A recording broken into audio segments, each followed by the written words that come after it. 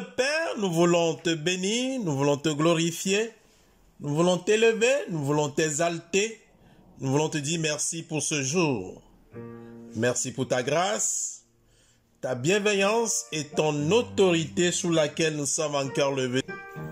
Père, merci pour l'opportunité que tu nous donnes dans ce programme d'apporter ta parole. Seigneur, illumine nos cœurs par ta parole.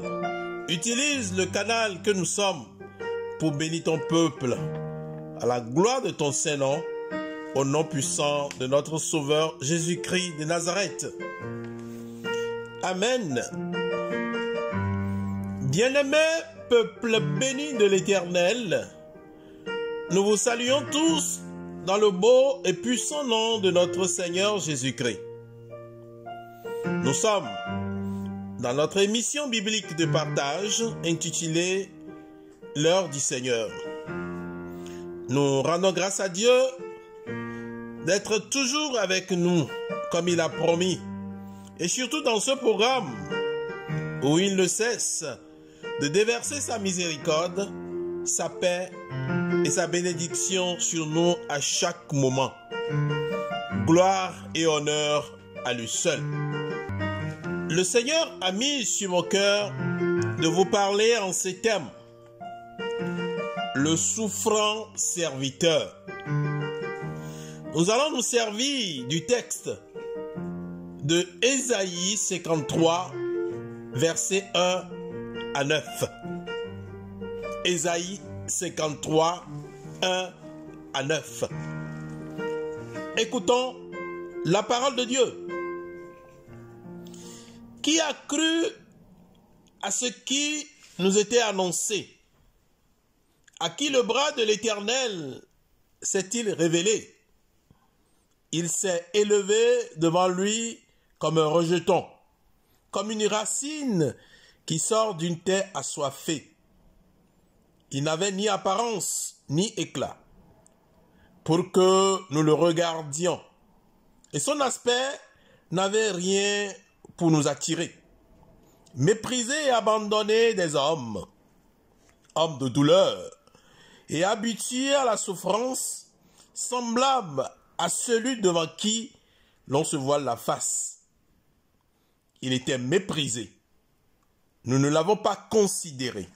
Certes, ce sont nos souffrances qu'il a portées. C'est de nos douleurs qu'il s'est chargé. Et nous l'avons considéré comme atteint d'une plaie, comme frappé par Dieu et humilié. Mais il était transpercé à cause de nos crimes, écrasé à cause de nos fautes. Le châtiment qui nous donne la paix est tombé sur lui. Et c'est par ses meurtrissures que nous sommes guéris. Nous étions tous errants, comme des brebis. Chacun suivait sa propre voie. Et l'Éternel a fait retomber sur lui la faute de nous tous. Il a été maltraité. Il s'est humilié et n'a pas ouvert la bouche, semblable à l'agneau qu'on mène à la boucherie, à une brebis muette devant ceux qui l'attendent. Il n'a pas ouvert la bouche. Il a été emporté par la violence et le jugement. Dans sa génération qui s'est souciée de ce qu'il était retranché de la terre des vivants, à cause des crimes de mon peuple, de la plaie qui les avait atteints. On a mis sa tombe parmi les méchants, son sépulcre avec le riche, quoiqu'il n'ait pas commis de violence, et qu'il n'y ait pas eu de fraude dans sa bouche. Que le Seigneur nous sanctifie par sa parole. Amen. Le souffrant serviteur. Le souffrant, c'est l'adjectif de celui qui souffre. Et souffrir, c'est supporter quelque chose de pénible ou de désagréable.